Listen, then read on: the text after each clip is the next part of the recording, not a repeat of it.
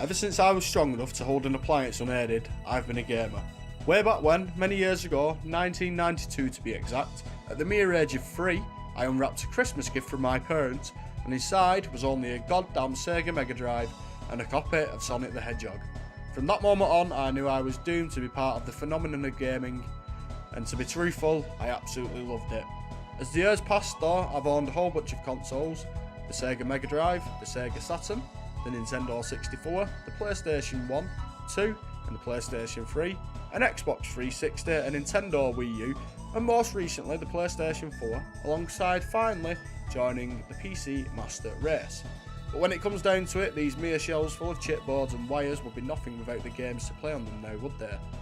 So for my first ever countdown, I'm going to look back over my career as a gamer, speak about my 5 favourite games. You may not agree with my choices, but these games have a special place in my heart, and they always will. Hope you enjoy.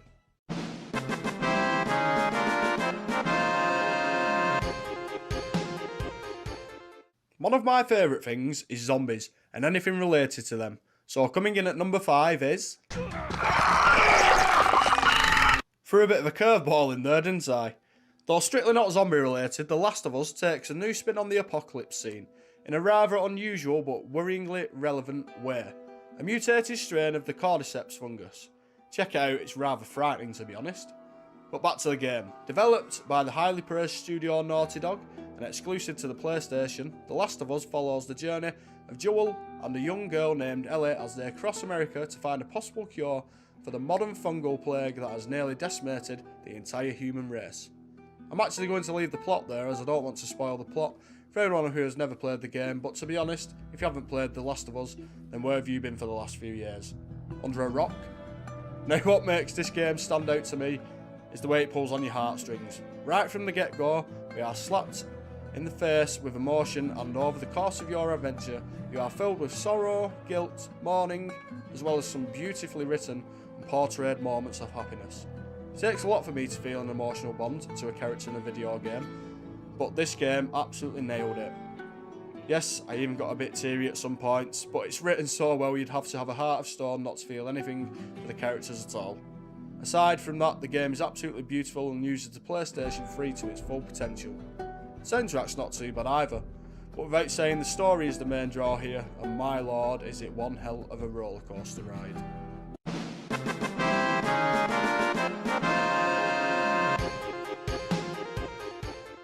It goes without saying that my favourite genre in terms of gaming has to be role-playing games.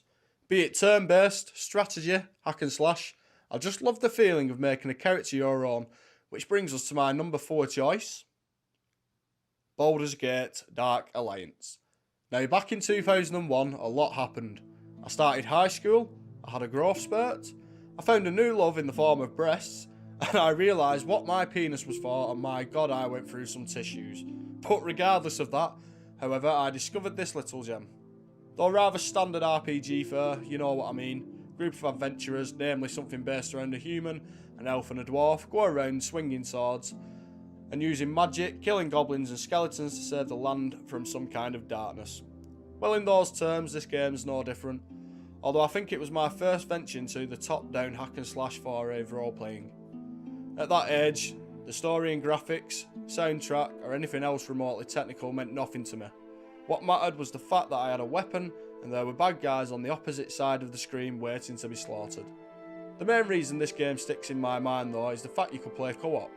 The fact I could pair up with a fellow adventurer and take down my hordes of enemies together was immensely fun.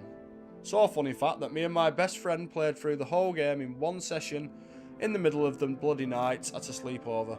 There's chocolate, Coca-Cola, arguments and laughter. Safe to say this is a moment in gaming that will always stick with me.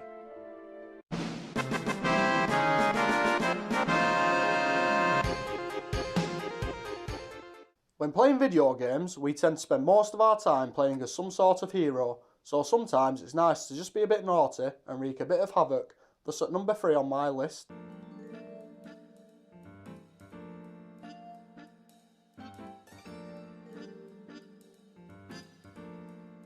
Like the previous entry on the list, released back in 2001 and at the age of 12, that's 6 years under the 18 ratings mind you, I managed to get my grubby little mitts on this game.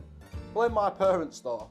Set in the sandbox of Liberty City, which is actually based loosely around New York City, the player takes command of a former bank robber, Clyde, and our first endeavour is to escape to a safe house after breaking free from a police convoy. That's life of a criminal for you. During the course of the game, we befriend and work alongside gangbangers, the Italian Mafia, and even the Yakuza, as well as waging war on Colombian cartels and the CIA. Pretty awesome if you ask me. But what makes this game so great is the amount of fun you can have straying away from the story itself. Let's face it, as soon as the tutorial ended, we all forgot about the main game, jumped in the nicest car we could find, usually the Banshee, and took a grand tour of the city itself, as well as try and see how much trouble we could get in along the way. One minor criticism I have now though, looking back on the game, is that my lord was it ugly, and it really hasn't aged that well either. But that's something I can easily let slide, and in its own way, the look of the game has a certain charm. It's just one of those games I'll always remember, and going on to become one of the biggest video game franchises of recent years, it well deserves a spot on my 5 favourite games.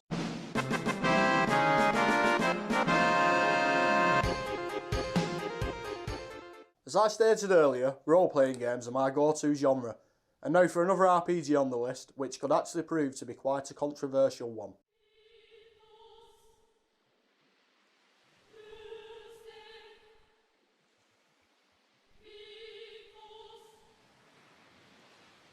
That's right, not 7, not 6, but Final Fantasy VIII. I warned you it could be controversial. Following a group of mercenaries, known as Seed and led by Squall Lionheart, gamers embarked on a journey to wage war on the sorceress Ultimecia and time itself. At a younger age I really didn't understand the story, and even now I'd say I'm not 100% sure. But it's Final Fantasy, maybe my favourite franchise ever, and for some reason I enjoy this entry more than any other.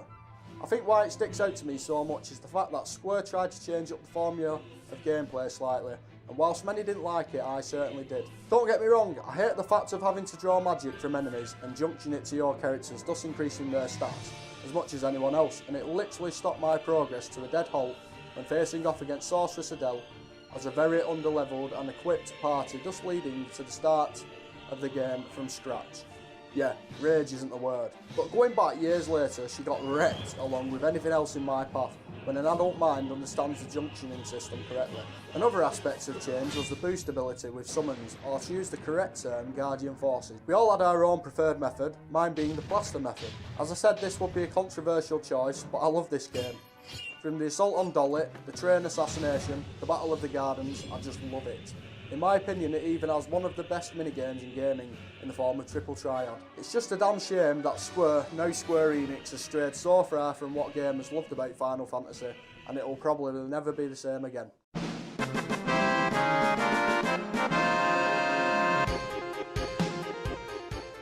So we finally reached our destination. My number 1 choice, my favourite game of all time, I give you...